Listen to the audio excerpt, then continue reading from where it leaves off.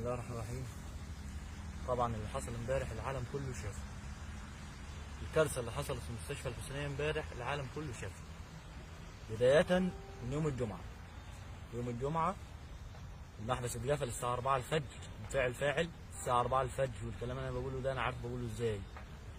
وطلعنا بظروفها العنايه للحاجه اللي جناها بتموت ومن معاها. نزلت من العنايه جري، جبنا الموظف المسؤول او الشخص المسؤول عن المحبس، قومناه تقويم كده وشيل بمشاكل عشان يفتح لنا المحبس. لقينا المحبس الضغط وكل شيء بتكلم عنه متصور، كل شيء بتكلم عنه دلوقتي انا مصوره. المحبس كان الضغط 5% اللي هو المفروض يكون 10%. ضغط المحبس كان 5%. ضغط الاكسجين للمستشفى اللي فيها حضانات يا دكتور يا نجار يا دكتور، يا اللي بتقول عندي حضانات وعندي عنايه بطنه وعندي عنايه قلب وكله شغال. المحبس كان شغال ضغط 5%. الناس اللي فاهمه في الموضوع ده هتكون فاهمه انا بتكلم في ايه. فتحنا المحبسين، اشتغل المحبس 10% ورجعنا لقينا الحالات بقت كويسه. الحاجه كنا عندها العصر في الزياره من الساعه 3 للساعه 4 بندخل نعمل لهم حمام. طبعا الممرضات كتر خيرهم مش هيعملوا الكلام ده كله. الساعه دي الحاجه كانت الاكسجين 95 وكان بتقول طلعوني بره، طلعوني عايز اروح. انا كويسه طلعوني عايز اروح. كل يوم من يوم الجمعه من ساعه ما بصينا كان ال 1800 متصوره، 1800 لتر في الخزان، 1800 لتر في الخزان بعد ما فتحناه. امبارح مع بدايه النهار الخزان فيه 400 لتر. يا معالي وكيل وزاره، الخزان كان فيه 400 لتر يا معالي وكيل الوزاره، اللي حضرتك متبلغ فيه 1700، متبلغ فيه 1700 وهو كان فيه 400 لتر فقط. من العصر العربيه طالعه من الصالحيه، العربيه بتقول طالعه من الصالحيه الجديده جايه، والناس قالوا لنا روح هاتوا اسطوانات، وطلعنا لفينا العالم عشان نوفر اسطوانات للناس للحالات. وفي الاخر جميع الموظفين بما فيهم مدير المستشفى يقول لك العنايه فيها الاكسجين وصلها، ملهاش علاقه بالباقي. عنايه الكورونا لا اكسجين وصلها. وهو موظف من جوه اثناء ما وصلت العربيه واصله الساعه 10 و7 دقائق بالليل. عربيه الاكسجين واصله الساعه 10 و7 دقائق بالليل. الاكسجين خلص على الناس الساعه 9:30. الساعه 9:30 ما كانش فيه ذره اكسجين داخله لمريض. ماتوا في دقيقه. يعني يا ريته مات على سريره، يا ريته مات. انت عذبته، انت خنقته. كرسي ايه اللي تطلع انت المعلم حافظ؟ كرسي ايه اللي انت خايف عليه؟ خاف من ربنا، خاف من اللي فوق. كرسي ايه اللي انت خايف عليه ده؟ ان انت تطلع تكذب؟ تاج الله يا اخي، تاج الله. انت قاعد على كرسيك ما قمتش من مكانك، ما رحتش الحسينيه شفت اللي حصل فيها. انا دخلت العنايه وانا بصرخ، انا دخلت العنايه والناس بتشهد طالعه في الروح. 4 ميتين و2 كان لسه بيموتوا. الدكتور والممرضات اللي معاه مش كانوا رايحين يسعفوهم في حاله ذعر. ازاي انت بتتكلم؟ ازاي الدور اللي فوق العزل اللي فوق اللي الناس قاعده على سراير عاديه مش في العنايه ميت منه 2 نازلين مع الحاجه وهي ميته. خلاف اللي ماتوا. الراجل الاخير اللي كان بيسعفوه على اليمين جنب الحاجه توفى بعدها بساعه.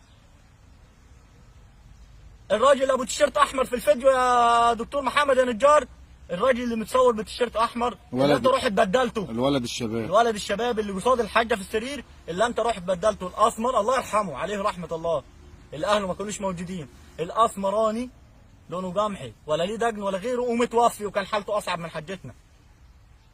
نحتسبه عند الله شهيد. لكن حسبي الله ونعم الوكيل انك تغيره وتروح تجيب لي واحد ابيض تصوره في الفيديو وتصور العنايه وتنزل جثث ترميها تحت. الجثث ترميها تحت. مفيش واحد خد جثه متغسله في المغسله. الجثث كلها تهديهم في بطانيه وارمي.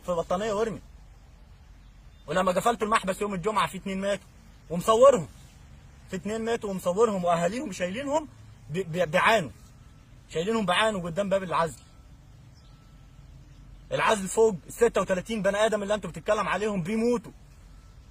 ده غير اللي في السراير جوه، اللي بيدخل العنايه بيطلع كل يوم 7 8 ميتين. مفيش واحد منهم بيخش تلف كيس. الناس بتدفن بمعرفتها وبتغسل بمعرفتها. جبتوا الوباء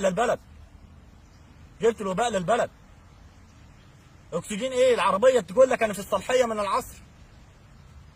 العصر تخليني راجع اسطوانه الاكسجين. وتقول لي العربيه عدت سعود اللي بينها وبين الحسليه كيلو. الساعه 9 ارجع اسطوانه الاكسجين تاني اللي جايبها من فوق مريض، يعني استاذنت مريض عشان حالتها صعبه، استاذنت مريض هاخدها اخلي الحاجه تتنفس شويه على ما تضخ اكسجين، بتقوم تضخ اكسجين وواحد يطلع من جوه يقول لك اصل في 28 انبوبه شغاله حاليا. 28 انبوبه ايه؟ ما فيش ولا بني ادم فيهم بتنفس. 28 الله اعلم شغاله على ايه؟ يمكن شغاله على العنايه بتاع الاطفال، يمكن شغاله في الحضانه، يمكن شغاله في عنايه القلب. المبنى ده مكان محبسه مقفول، ما فيش حاجه واصلاه. مبنى العزل بالكامل فوق وتحت. انا طلعت مبنى العزل بثلاث ادوار. الناس كانت بتصرخ، الناس كانت تصرخ، الناس كانت بتطلع في الروح، الناس عينيها ابيضت بتطلع في الروح.